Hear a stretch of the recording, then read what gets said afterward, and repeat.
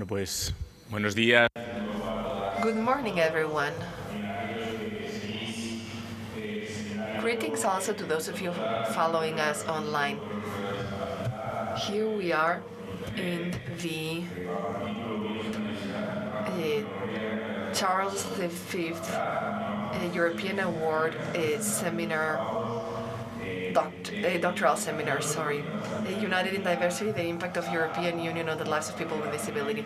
We wish to welcome Rosa María Martínez de Codes here in the room. She's a member of the jury, and TERESA FREIXES SANJUÁN, who will be the expert and member of the jury who will be chairing the next panel. She holds a chair and also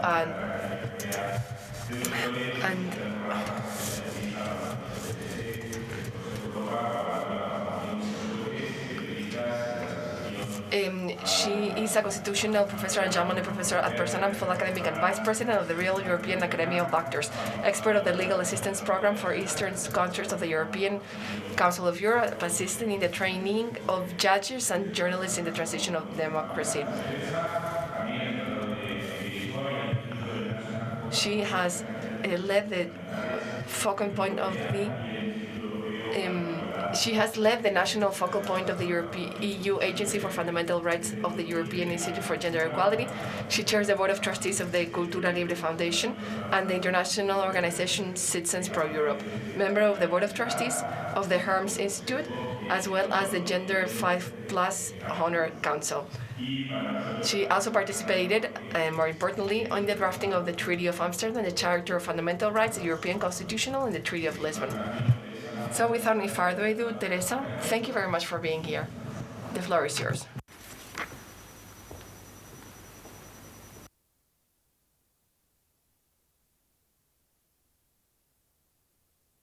Muchas gracias, Miguel. Thank you very much, Miguel. Thanks to the foundation director, dear friends. Thank you for allowing me to be here once again with my friends, member of the jury. We are practically a family here because we keep meeting here and we spend such nice days. And we're always in a privileged setting. The monastery of Yuste is a privileged place, but so is Guadalupe. Thank you very much for inviting me to be part of this seminar. It is very relevant. For me, this is one of the most fruitful seminars, doctoral seminars, particularly at these times, because universities right now are not attaching as much importance as they should to this type of meetings and this type of training. And these type of trainings should remain. Very seldom do they happen, and this is one of the few occasions where they still happen and is done really well.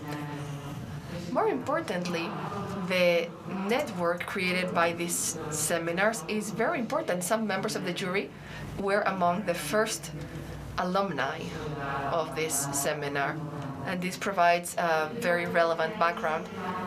The topic chosen this year is particularly important. In the European Union, this has been a topic very dear to our hearts. When the Treaty of Amsterdam was written, we included social rights, including disability, in addition to topics like equality, etc. In the European treaties, this was absent. We had a protocol on social policy, but it was just a protocol without any binding value. So what we did was to take the regulations of the treaty that had been already agreed by member states at the time, and we took that to the treaty. And this served as a legal basis for all the regulations and the projects that came after. This is some of the aspects connected to this is what Raquel Latorre Martínez is going to tell us about. She comes from the University of Almería. She's not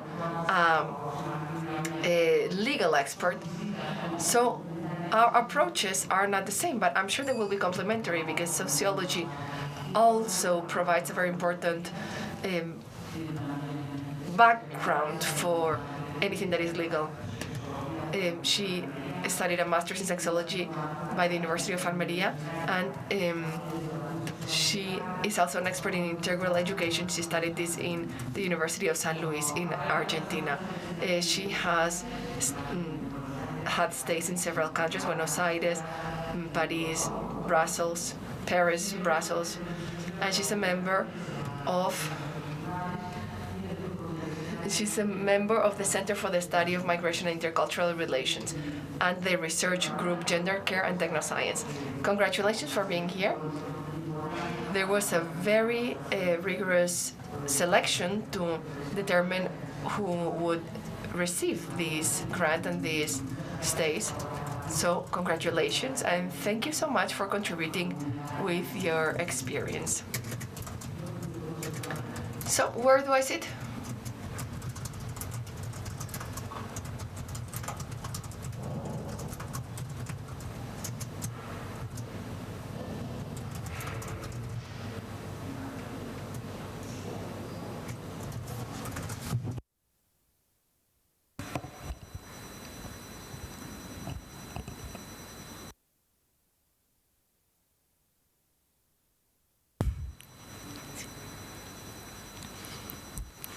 Bueno, buenas tardes a todas.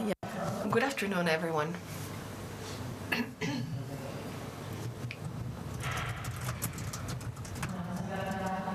Thank you very much, Teresa, for this introduction. I am incredibly grateful to be part of this encounter. We were saying it yesterday afternoon. For us, this is a place to meet, to share different perspectives and disciplines. And this is going to be a very rewarding space for our trajectories. Thank you so much to the Yuste Foundation, members of the jury, and everyone here, and as well as everyone following us online. I wanted to talk about reproduction and sexual rights of women with disability in the European Union. The title includes also care and pleasure. I want this perspective to be included. That is, we talk about reproductive and sexual rights. We have to see how we include the gender perspective in this when we talk about women with disability. This morning we have been hearing Christina's presentation, and we have been talking about the origin of the term disability and why we have so many debates when it comes to talking about disability. Throughout time, reports in different countries and cultures, we try to find this disability. The idea of disability is a source of controversy. Ichiguerra says that it's usually people without disability who are trying to look for a name for things that we don't know how to name. We don't have any problem when it comes to talking about people without disability. We don't have that problem to look for names, because that is part of our idea of normality, of what it is to be a human person. But when we get out of there, we run into problems to look for terms to refer to this reality. Who does this reality reflect, and what and from where these terms are sought? Disability usually is considered from the idea of norm, to be able to walk, think, write in a specific way. Who is holding these spaces and how this is being done? And this morning we were talking about the epistemic injustice, as Miranda Fricker put it. Who are the legitimate people to contribute with their knowledge, and who have the capacity to influence in a legal, economic way, among others. I have here a quote by Mike Ruber that comes from the queer theory. We focus on an obligatory integrity here. We have some terms in English that are more well known, and effectively people must function in a specific way, and this is going to come into place with other oppression and discrimination systems that are have to be there and that are going to influence the knowledge when we get out of the idea of normalcy. You have probably heard about inspirational porn. That became popular after Stella Jones, and this is the idea behind it, and what is the notion behind it. When we talk about disability, we idealize a common practice and we put more value on it because it was done by someone with disability. So if someone with a disability did it, someone without a disability has to make it better. There was a TV campaign with athletes and sports people with and without disability, taking part in triathlons and other sports events that are idealized, that make the buzz because the society doesn't expect them to do such a thing. So when we talk about sexuality and disability, it is not easy. We can not always see the interaction between both terms because disability has like an associated list of concepts. For example, we tend to think that these people have a childish behavior. It's also about infantilization or fetishism. It's like when the attraction towards someone with a disability is idealized. And we have to question the legitimate way of being erotic or beautiful or handsome or pretty or a subject of pleasure. Also, abjection. This is something coined by Julia Kristeva, who questions what are the bodies we identify when we talk about this erotism, and also if women are the subject of desire, objects of desire, and that have to give pleasure to men, and also the reproductive framework. What about women that are not part of the hegemonic ideal of the beauty and how they become conceptualized in the society?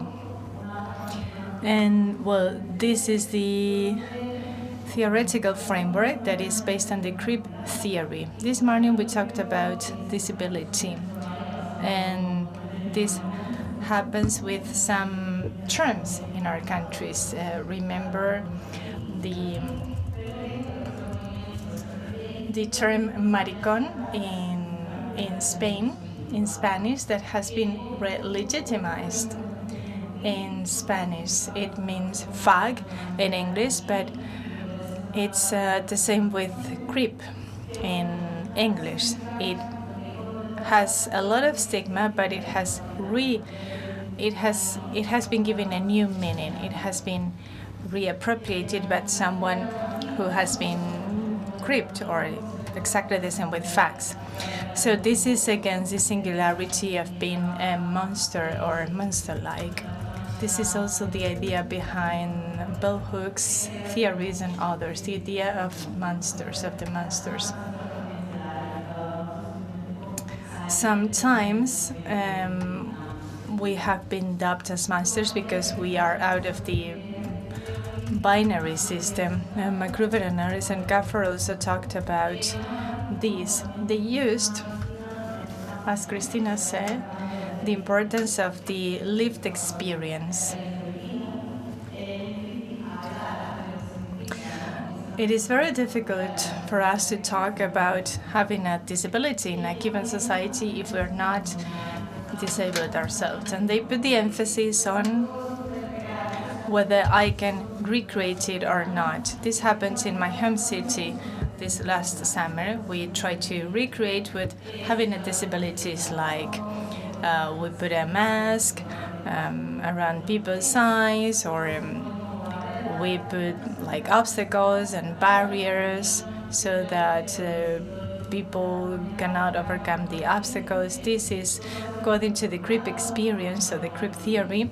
We're trying to get closer to the experience, but this is in a controlled environment. It's not on a daily basis when you have to struggle around the city to commute or to do your daily activities. So people with disabilities have a specific epistemology that we try to get closer to in the best possible way. So now I'm going to focus on the idea behind the sexual and reproductive rights. I'm going to talk about hegemonic feminism and the idea behind the ideal woman that is a pervading stereotype of a woman. Melania Moscoso said that feminism has contributed to disseminating a stereotype of women that women with disabilities won't recognize themselves in. So this should be an idea of a woman that should be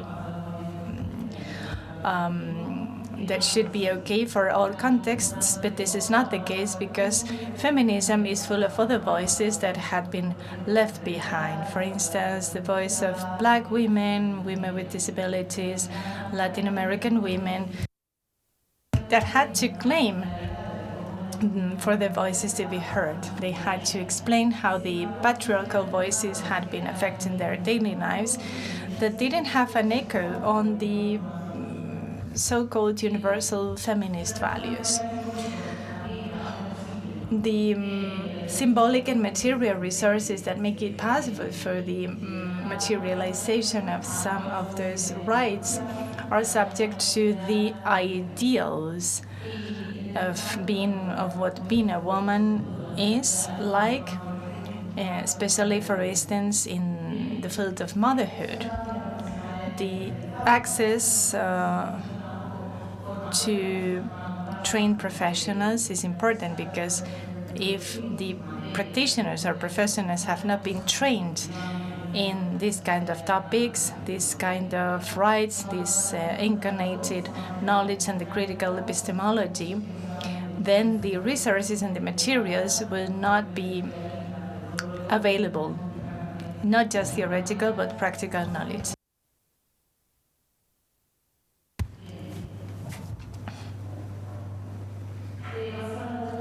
So now the methodology. I also have to mention the intentionality by the European Union that we can see in many different fields, in the legislative framework, in the application to different contexts, the European Strategy for Disability, Gender Equality, many important specific laws, some of them for women with disability, gender violence, that are more prevalent on women with disability. And as Christina said this morning, we are looking for this, as explained by Gomez Bernal in 2018. She is blind and she's a researcher, and she interviews other women with disability, and she tried to hide that she was blind because it was and she spent too much energy and time in concealing that disability. So she decided in the end to make her disability explicit, visible, and that entails other effects. Because that way the interviewees see her differently. So that is a reflection, because our personal experience as researchers sometimes are hidden so that they won't impact the methodology or the research, but they became visible anyway. So we get out of the data so that we can focus on the process, and this is cross-sectional. Why am I focusing on disability or gender? And I have to respect the paces, the speed, the spaces, and the energies of people with disability taking part in this study. If someone says, this is too harsh for me because I cannot do the means of transport that are available because they're not adaptable, then I can do an online interview. One of the interviewers said that she couldn't make it because she just had surgery, so we found a way to do it. So we always respect the context of the participants. We also wanted to reduce the symbolic violence. This is something Gourdier and others have studied in the interviews, because we are like we have a very hierarchical role, a vertical role as the interviewers, and well, Christina talked about it. Talked about the roles, so who makes the question, who responds, who defines the objective and the methodology. So we want to reduce the symbolic violence, but we have some limitations too in the methodological design. We've only taken into account the academic voice. It was endorsed by the Ethical Commission of the University, and we had to respect the deadlines. But the downside is that we couldn't incorporate the knowledge coming from the people with disabilities. So, well, this is the methodologies. I've conducted 30 interviews. 17 of them will be with professionals, practitioners, sexologists, academicians from France, Argentina, Canada, Belgium, and Costa Rica, because I did a study visit there. And then 13 interviews to people with disability between 18 and 35 years of age, types of disability: sensory, physical, and intellectual disability. So why did I choose these two types of interviewees? Well, as I was saying, I wanted to know on the one side from where disability is being studied, what is the collective thinking about it. But on the other side, I also wanted to know what type of epistemology and methodology was being used by the society for the rights of reproductive rights and sexual rights of people with disability. So that's why I wanted to take into account different currents of thinking from activists, etc. And then I also wanted to have the real-life experience of people with disabilities. I also wanted to place myself within the research. As Gomez Bernal said, me and myself will impact it. I am white, I am cisgender, I have no disabilities, I am an academician, and I come from the global north. This means something that is going to impact what I do or don't do in this research. So these are the personal traits that will impact the research. So I pay more attention to the biases. That doesn't mean there will be no biases. They will be there, but I will see them. As Paula said this morning, there is also the idea behind it of paying something back to the community, of giving something back. How the academic world can somehow be endorsing or promoting all this violence, and how we can revert it. So then after working with the associations, I wanted to use a different approach. So I used the approach through the associations. So I've been getting in touch with associations and organizations in Almería and other provinces in the Andalusian region. I did some voluntary work because I wanted to know what the real life of people with disabilities were. So I worked with 3 different organizations for 3 different years, for 3 years. And then I also wanted to get closer to the population. And I think this was very positive because they identified me very fast as someone they can talk about sexuality with. And this was not undercover, because I always said, I am doing my PhD dissertation on this and that, on X and Y. I wanted to know the reality, the real experiences of people with disabilities, and get to know what their experiences were. And some associations said, okay, if we organize any activities on that, we will call you. So it was my way of giving something back to the society or to the community. So I took part in as many workshops on sexuality and reproductive rights as they wanted me to. And that way women approached me differently, because they recognized a safe place where they could talk about sexuality without being challenged. Because specifically with people with intellectual disabilities, and people didn't feel safe, they didn't understand if they wanted to, if they could talk to me safely, because sometimes they cannot find the right places to talk about it.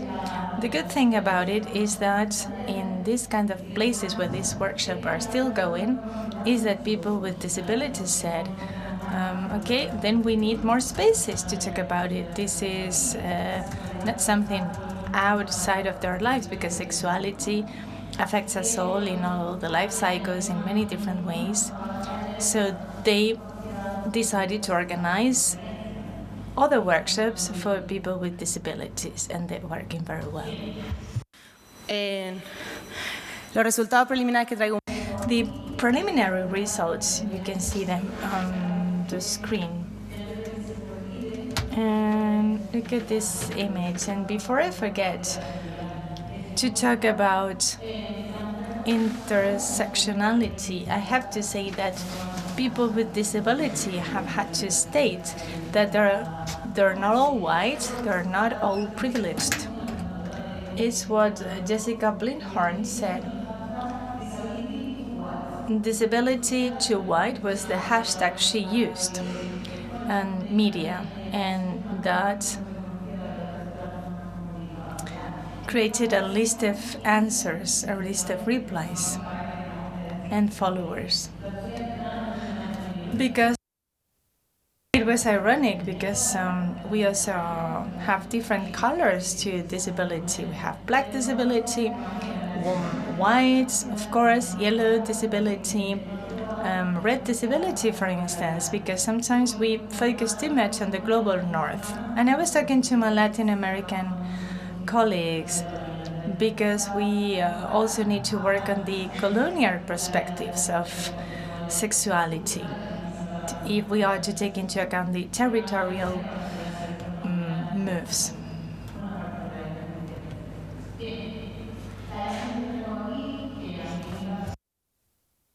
And this is an image you can see by Jessica Blinkhorn.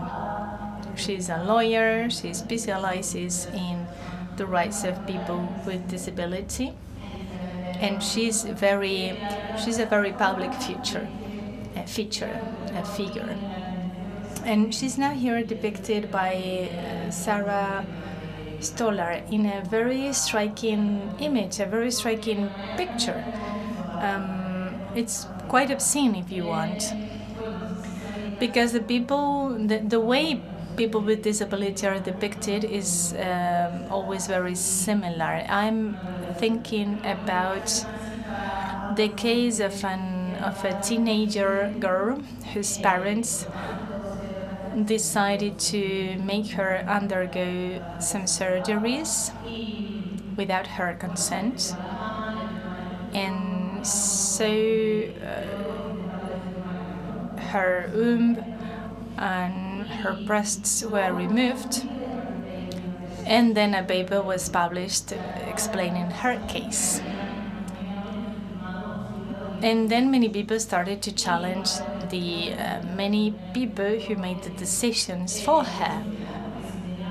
The parents said said they did it for her because she had the menstruation and she couldn't understand what was happening to her and it hurt, so they decided to remove her womb so that she wouldn't suffer. If she had big breasts, they would hurt too, and since her father has to carry her around, it was a heavy lift. And so they removed everything that they thought was burdensome for her, and so she looked like a girl instead of a woman. And this was the Pillow Angel case. And it's very popular because many people see people with disabilities like little angels, because they sleep all the time, they don't disturb us. But it has to revolve around the idea of the sexual and reproductive rights. Nobody cares about the sexuality of children, right? Nobody thinks about her becoming a mother, right? Because who would think she would like to become a mother if she can even take care of herself? So again, when I conducted interviews with people with disabilities, we see that the gender roles are always present. So there is a double contradiction. It's the contradiction between being a woman, being pretty, and being a subject and an object of pleasure. And also the idea of demanding things from her. She has to represent the idea of an ideal woman if she is to get access to those sexual and reproductive rights. In Andalusia, for instance, there is a trend now to democratize the OB-GYN consultations. But this is very difficult in some areas because the resources are simply not there. So we also find lack of information in many different aspects. Information is a right. You have the right to know your own body, your sexuality, your reproduction, your sharing, your intimate links or relations with someone else. In our societies and in Spain, we don't have a strong sexual education for children, for teenagers, in many different places. So in the interviews, we see so, because sex education is only around the prevention of risks, which is with some intention, of course. There's some intention behind it because they don't want people with disabilities to become mothers, because we challenge the very idea of them becoming mothers, because we have like the idea of the ideal mother. They have to be strong, they have to be independent, they have to be able to do anything for their creatures. So of course there is a clash. One of the interviewees said that, well, she had palsy in her hands, so she couldn't open her hands, and she has a 1-year-old baby and she could not even brush her hair or feed her. But so she devised some strategies. For instance, they play pretend and they brush each other's hair, or they seek help among their neighbors. And then she said, I did it.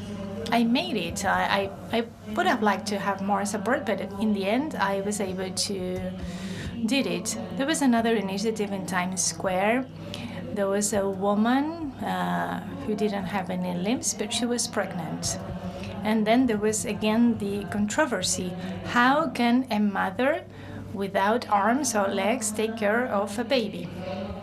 So in the collective imagination, we can see that we are not ready to see how people with disabilities can become mothers, which is something that reflects in their own fears and concerns. Some of them wonder whether they will be able to take care of their babies because their parents doubt it, they don't know if they will have the necessary resources.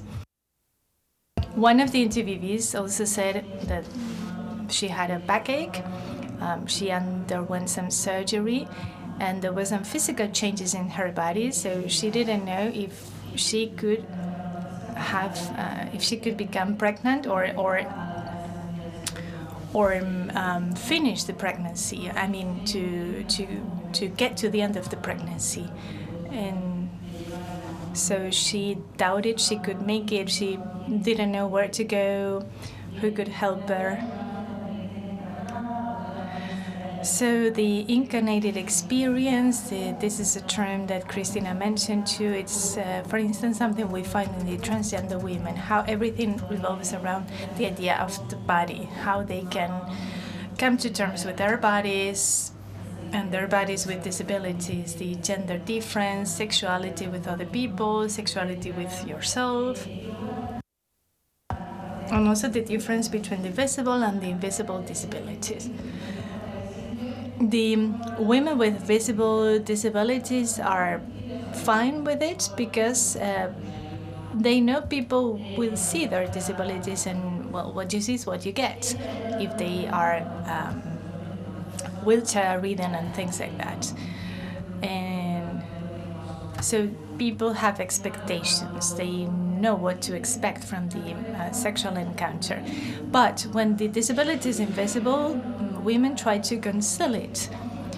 That way they don't need to face what it means to be a woman with disability. So the pleasure is being postponed by concealing, by hiding the disability. For example, we had a woman with a paralyzed side of the body, and I asked her how she could give pleasure to herself, or how she could be given pleasure in the paralyzed side of the body, instead of focusing on the non-paralyzed side of the body. And she said she was okay with that. She rather not tell that she was paralyzed in the half of the body than telling the sex partner that she was paralyzed. So again, we go back to the idea of the safe places, the safe spaces where they can or cannot talk about sexuality, the idea of caring, the idea of protecting myself against others. A woman with disability, especially with intellectual disability, you become aware of how people can hurt you or harm you. You have to be alert all the time, and we've always been alert. We have made responsible of ourselves, our protection, our prevention, and that also lifts the possibility, or much of the possibility, of having pleasure, finding pleasure in it. So it's all around risk, responsibility, prevention. One of the interviewees said, I don't want to have sex with my partner unless there is a double condom, feminine and masculine condom. This is counterproductive sometimes, but she focused too much on prevention, and so she wanted to use 2 condoms. And also lack of material spaces, who they see, who they meet, or where to meet the sex partner. If they live with their families, they need some consent or permission to have sex in the place. But if they are independent, well, they can be more open about it. It's also about the economic independence. If I don't have my own means, my own home, my own job, I don't have a place for that. There is some vulnerability around the education level and the capital funds or the money. So this is an ongoing research, so we have to see what comes out of it. But sex reports are always there. Sexual encounters are always there.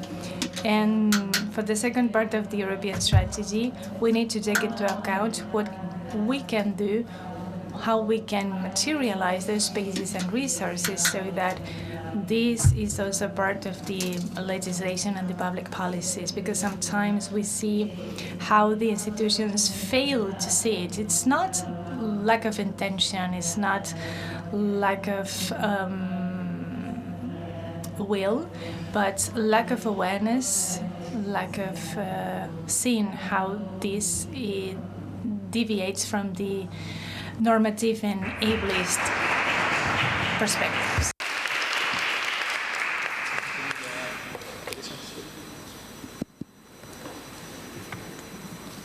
Muchas gracias por la intervención. Thank you. Al inicio, claro, yo soy jurista. So I said it at the beginning, I am a jurist.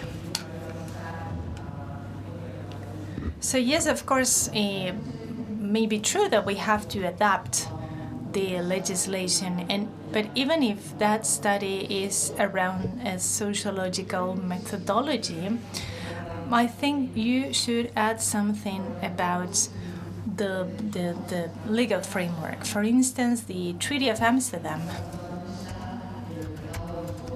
or the Treaty of Lisbon, because it has more or less the same regulations, and also it is part of the fundamental chart of the European Union. Also, the European Institute for Gender Equality and the Agency of Fundamental Rights of the European Union talk about that specific matter.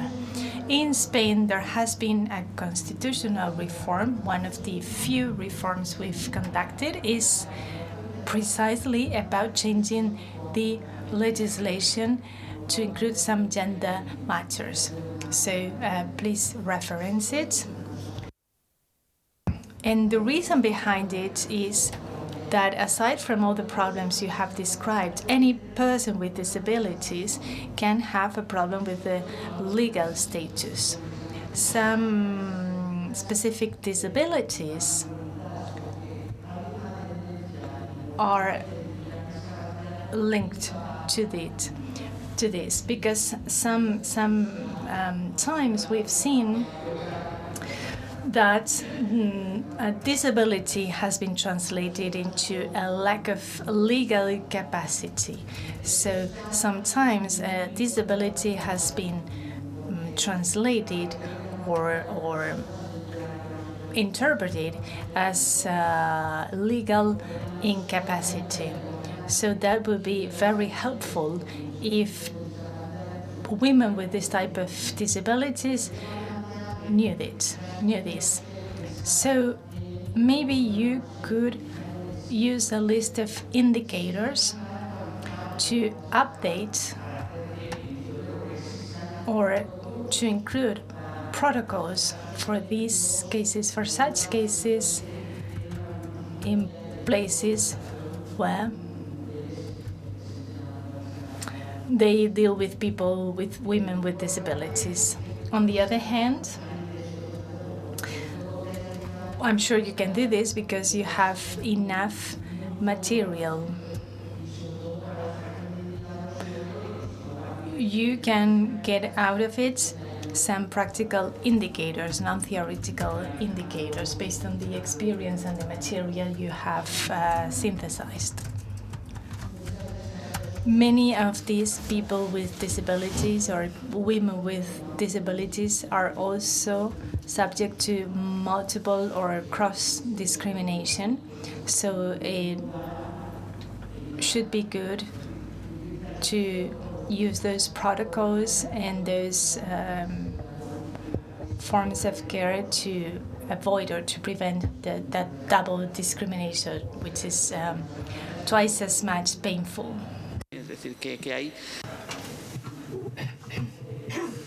So there are these discriminations that are very hard to address in practice, legally, but in practice too. I wish to open up the discussion with everyone here. I want to thank you for your work. I want to congratulate you because it's a topic that hasn't been addressed adequately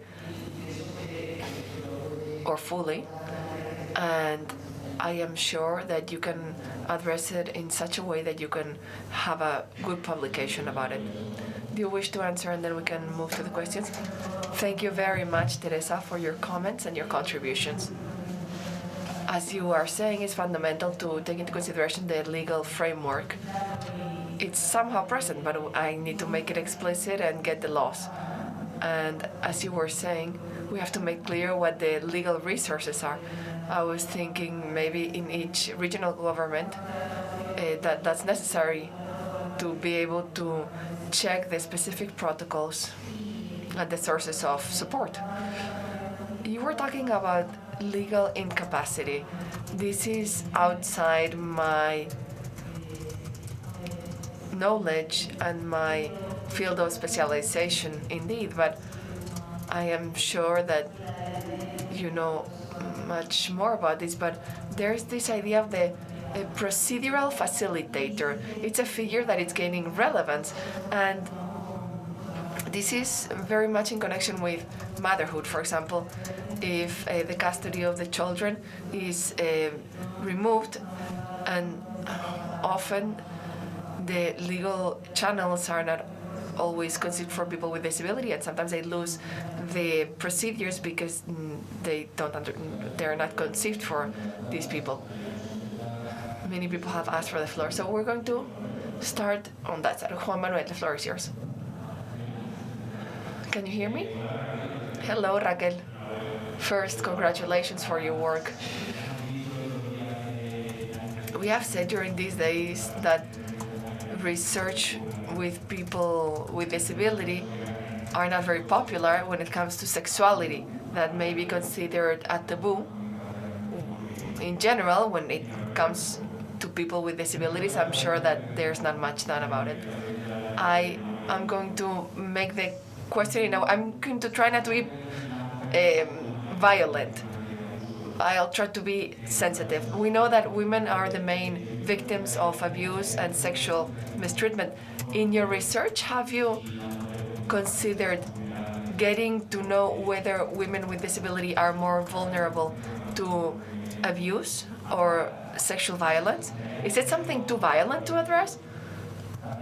And do you know whether there is a way to support these women?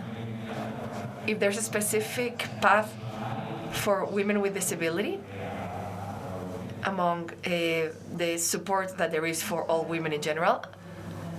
Thank you very much for your comments. You are fully right. As we were saying, gender violence is present. We can't turn a blind eye. Women with disability suffer this much more than all women. Sometimes they are affected twice as much or 3 times as much. It is inevitably present.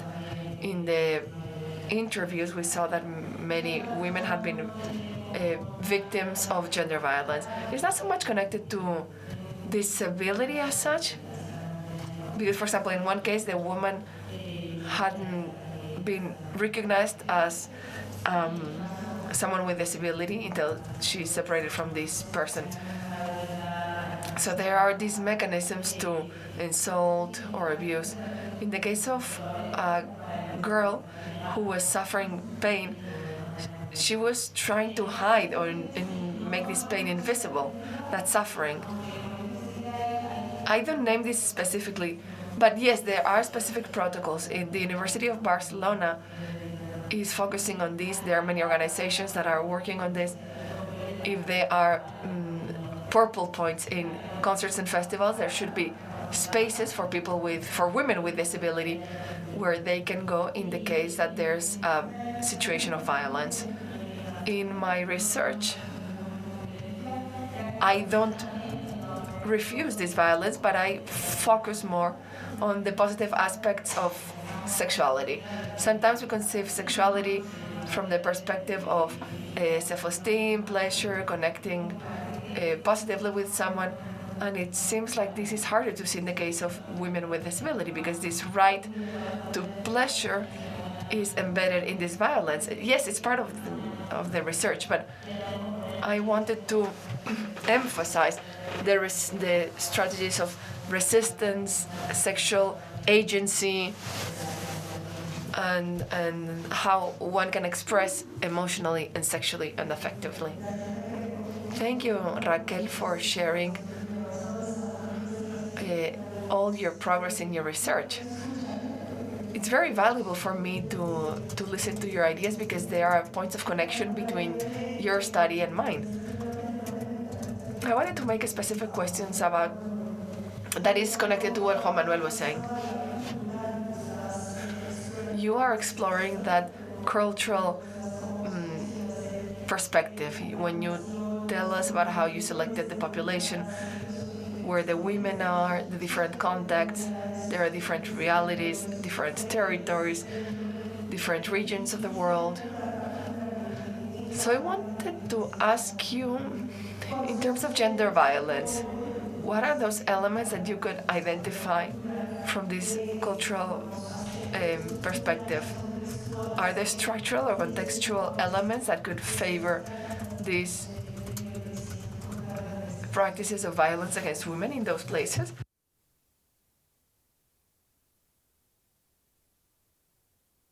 That could help us understand have a better understanding of gender-based violence.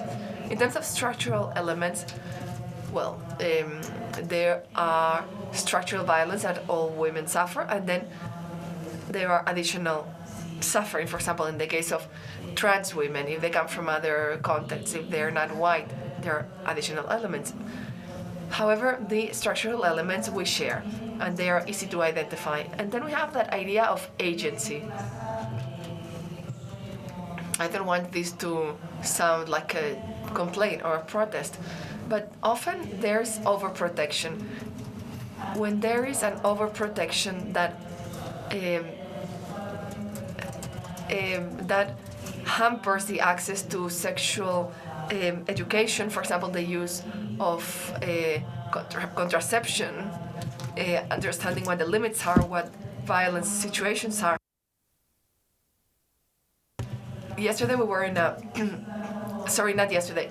Recently I was in a scientific event and someone asked what would happen if a woman with disability went to a concert and parents disagreed. And maybe there would be other research or training. In one of the cases that in one of my interviews, a girl was saying, I was lucky enough because my parents allowed me to do everything I would do if I didn't have a disability. I studied away from home, I went out partying, and I have had a strong network support. I've studied, gone out partying, and I had that support. But she was saying, but I am familiar, and I am aware that my case is very specific. I wouldn't go with a man that I just met because if that boy, that guy is violent against me, I can't go out running. If I have to flee, I can't flee.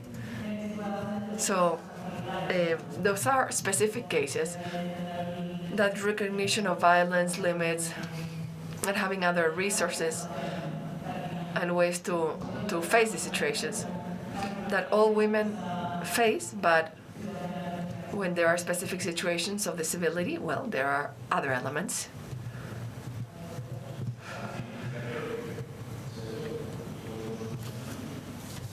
Sergio, and then someone asked for the floor here. Thank you very much, Raquel. I think you addressed one of the biggest taboos, not only in society, but also in the academic world. We don't hear anything about sexuality, and much less about sexual and reproductive rights in the sphere of disability. La represión que ha realizado el Estado. In this sense, considering the repression by the state until 2020, because women with disability, mostly women, but also men, were not allowed to reproduce. In the last months, in the Mujeres Foundation led by Ana Pelay, they were saying that the state must compensate all victims of these types of acts and actions. I know my question is going to be tough. What do you think should be a measure? What should be the measure that should be taken in this case? Yeah, it's a complicated question. I saw it coming, yes. Indeed, this is very strong. Up until 2020 in our country, forced sterilization of women with disability was legal. The regulation is there, and it can still happen. For example, if there's agreement or any type of duress, that can happen. In other countries, this is still happening with other regulations. This is a very complex topic, so how can we compensate? This is very complicated. There's a basic right. The basic right of knowing whether or deciding whether or not you want to be a mother. Sometimes there's the uterus is removed forcibly. In like the case of the woman that I was talking about, Ashley, she will never be able to be a mother.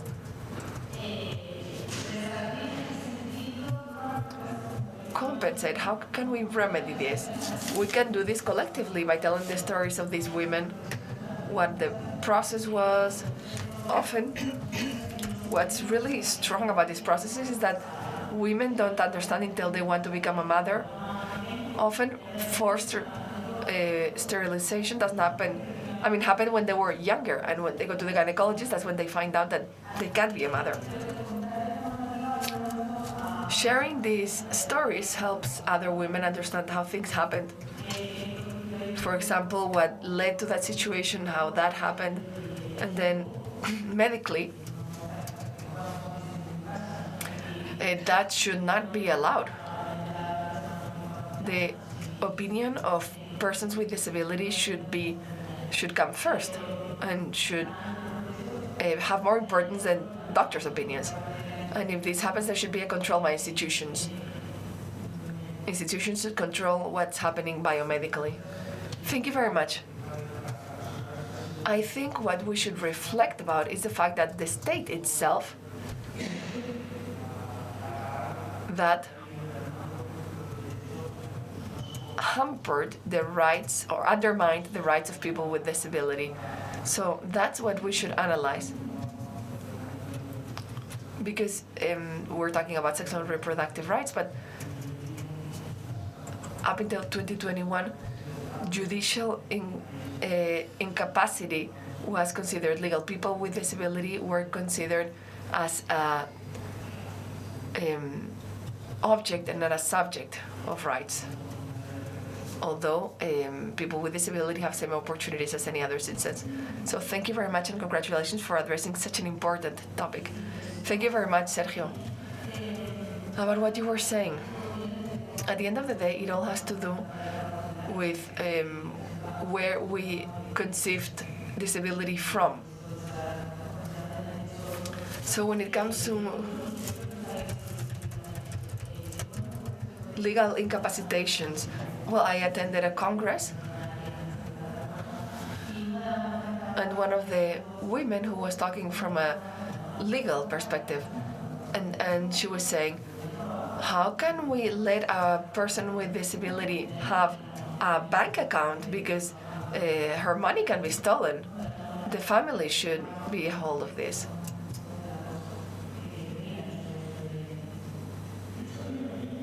Thank you very much, Raquel. So, well, no, que si habla en francés, igual me entero también mejor. Ah, vale, porque eso. Pues nada, sí, nada, bien. So, just a general remark about your paper, and I think this remark is valuable for the last one, and for a few others tomorrow also. What we are discussing is the evolution, recent evolution of the European model. We are speaking about European model. We are speaking of specific subject, but also the way the evolution are going to be implemented, discussed. The problem is a European model of democracy, for example. So I think in your introduction for your paper, you could say that what you are speaking today is the evolution of a model born after Second World War, with new policies for family, for health, protection of women and children, and with a few very important change, especially during the 70s, about the right of women, etc. And today, we are still in this model. Is evolution, and the problem is how we can make evolve in a good way. But also, we have to remember that states in Europe not always had the kind of policy you are explaining. During the Second World War and after, you have some countries that develop opposite policies.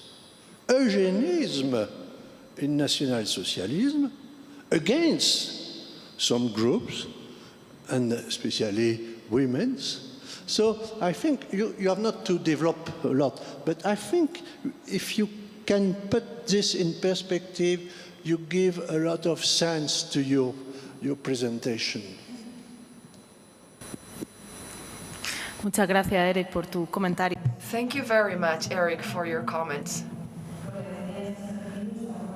What you were saying is very important. Sometimes I'm very critical, and but that doesn't mean that we're not making progress. Yes, we are making progress, but that's what we're doing here, discussing, and we have to discuss about what our common goal is to build more inclusive, more respectful societies with disability. What you were saying is right. After World War II, there's a main shift in Europe. All those wounded by the war, those people who are mutilated, start setting the grounds of the policies on disability. And this is going to keep happening because one of the consequences of war is that people get hurt or killed. So after World War II, these aspects starts being perceived and a new concept starts arising. And it's very interesting in the history of our country how the Civil War left many wounded too. And there were different categories depending on what side they belonged to. That's how it was stated in the law, in the Spanish law, in the body of cavaliers that are mutilated or maimed by war. So when the democratic transition happened, a new scenario of rights starts being built. That's where we come from.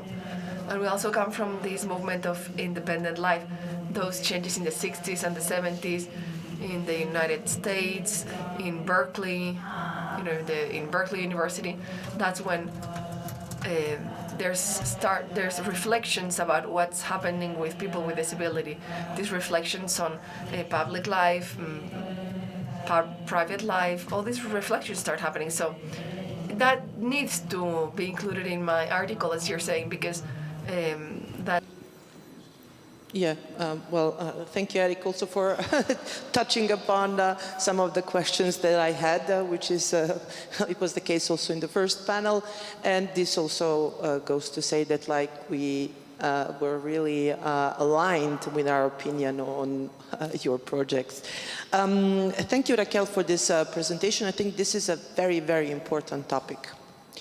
Very important topic, and also a very broad topic, because it touches upon so many important things.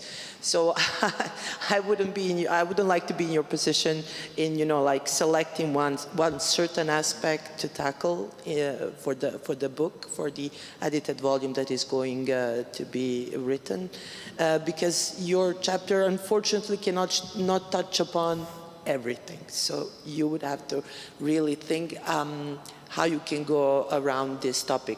Eric also mentioned something that is was also like passing through my mind, like how historically, like this kind of like historical view of sexuality, but also female reproductive rights has been used and abused by different kind of regimes, different kind of power structures, and I especially think, you know, during the Nazi era in Germany. Why it's like the microphone is very, very loud. Okay, but I think that this kind of research is, you know, going to help us to understand a lot of interconnected things. But mainly, I think that the main contribution of your research, how I see it from my perspective, is better understanding the needs of the people, of the affected, let's say, populations. But I had a question on the methodological, let's say, aspect of your research, because you state that you have conducted a number of interviews.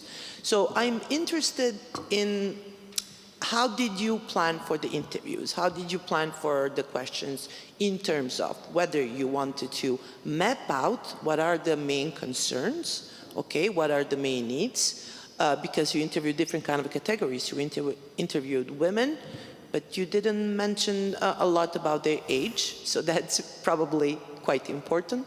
You know, whether there are kind of differences in terms of, you know, geographical distribution of your interviewees, because I think that is also important. So maybe you can say something more about, you know, like the methodology behind it, but not similarities. I'm more interested in differences that you may have encountered so far. Thank you, Raquel. Thank you for your comments. Sí, sí, toda esta parte de la visión histórica, bueno, de cómo han cambiado los derechos reproductivos de las mujeres. Creo que Eric... Thanks for your comments. Eric was also talking about National Socialism when people with disability were murdered. This eugenicic, very controversial perspective that we seem not to depart from fully in our societies.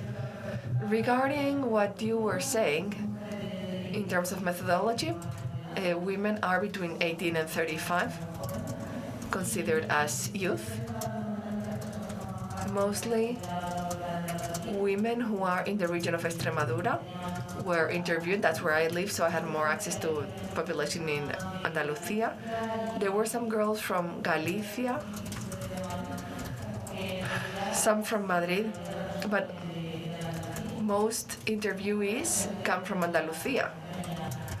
That's because of the access to associations and people with disabilities. When you write a thesis, economic resources are limited when it comes to traveling.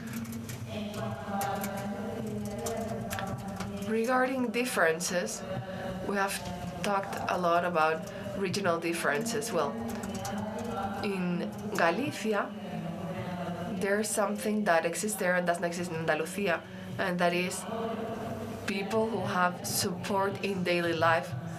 There's someone, I can't come up with a name. There's someone who provides support for different aspects of life. This exists in other regions. In Galicia, this is very prevalent, so these people contribute or provide support with, for example, cleaning the house or going with the person with disabilities to places. So they are not so dependent on their relatives or friends. This public service is free, and it allows women with disabilities to do more things. In Andalucía, this service is not so developed. I think the regional government of Galicia is the one that has the larger number of workers doing this. Galicia and Andalucía are not that far, but the life quality of someone with disability in Galicia and Andalucía changes drastically. And if I keep doing interviews, it would be a very interesting thing to delve on.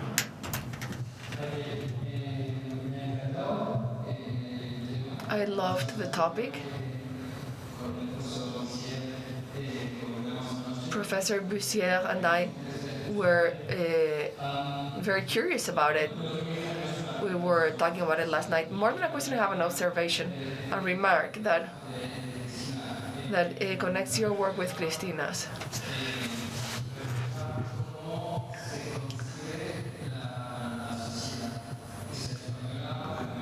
this has to do with the conception of society in Spain or in other places, ableist conception of society.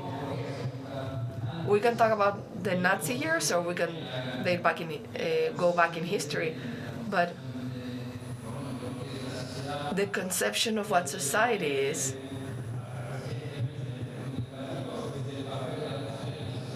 has changed. For example, the role of women in society, to the topic that we are talking about right now, disability. What is the role of those individuals? I'd rather talk about individuals than collective, because women are not a collective. People with disability are not a collective. So what is the role of those individuals?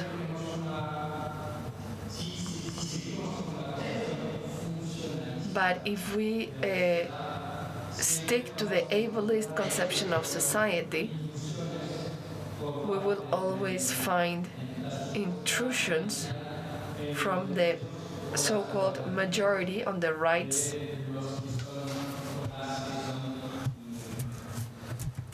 of the so-called minorities, the rights of prerogatives. From a legal perspective, from a constitutional perspective, but also from a human rights perspective. From those perspectives, we have texts that are ableist because they are the reflection of what society is. That's why there is a discipline that is sociology of right. I'm sure I'm not breaking any news to you, you're a sociologist.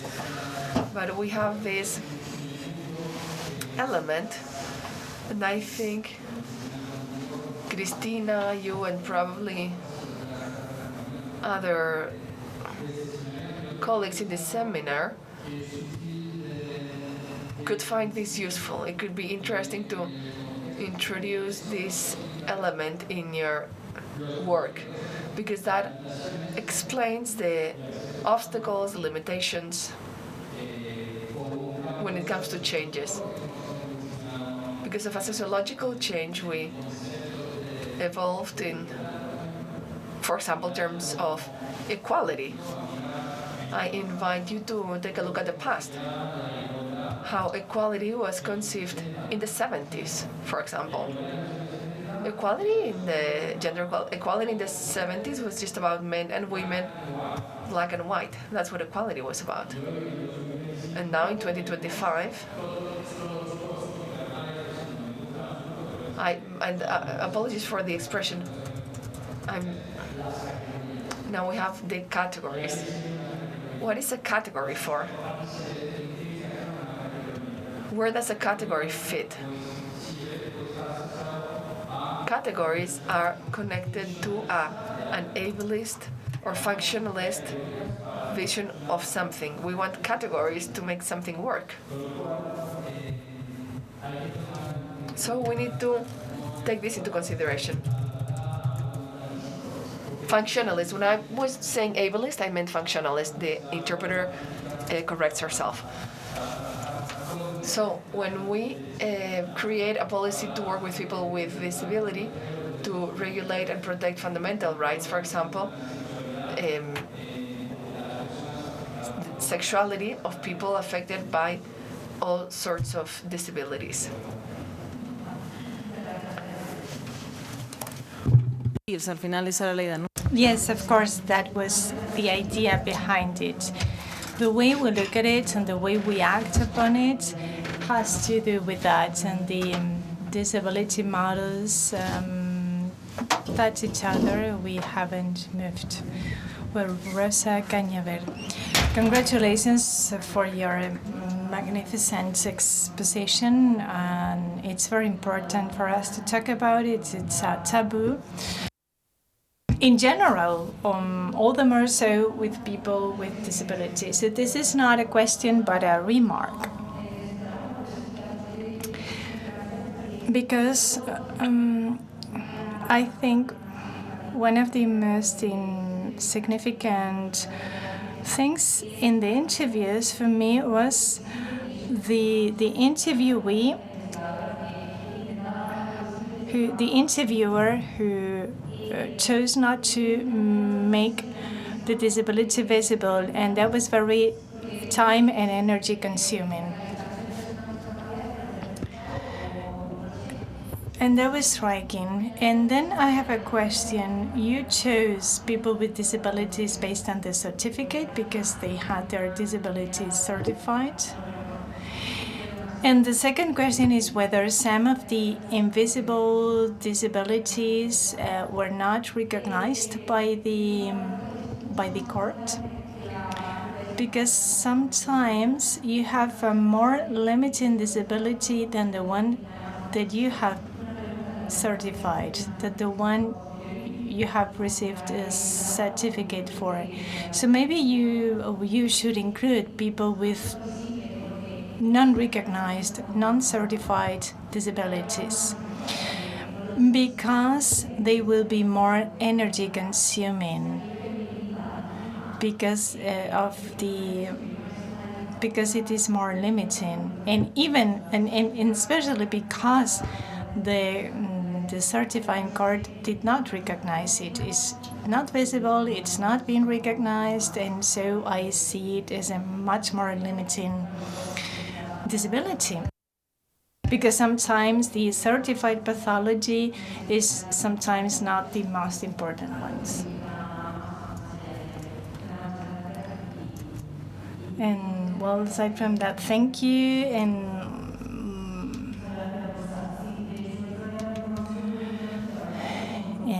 again, good work. And yes, this is something that sometimes we don't see in the interviews. My mother was trying to have some disability recognized and certified, so I will tell you my personal anecdote.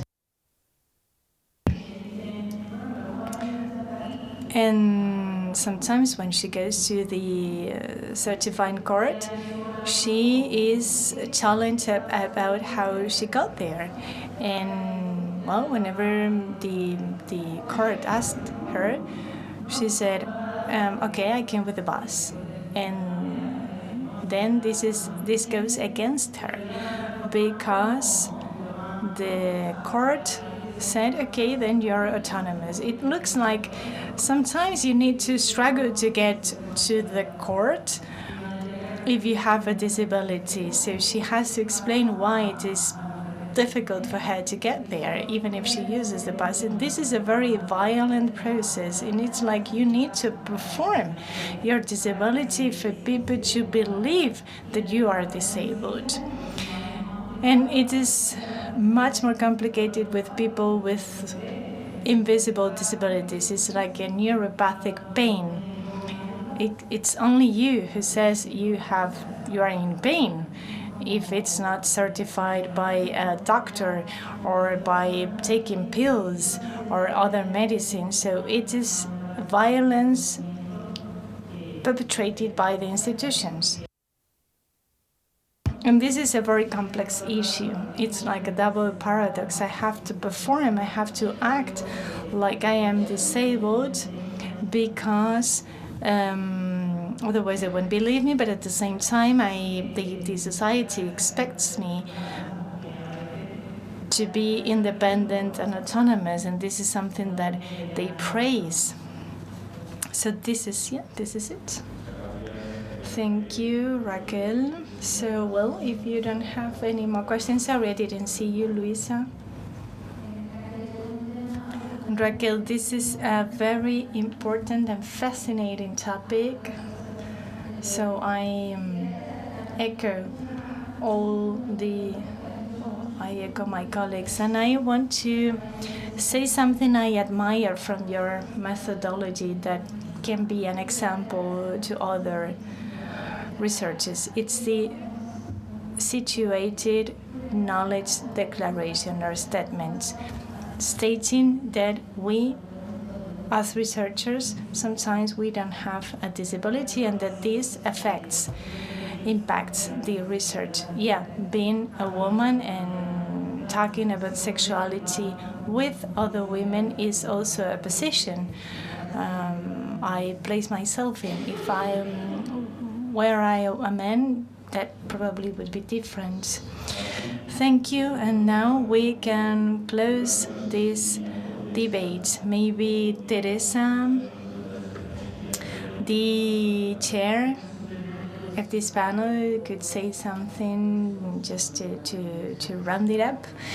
Yeah, thank you. This is all very important and interesting, and I hope you liked the remarks because it will make your work more richer.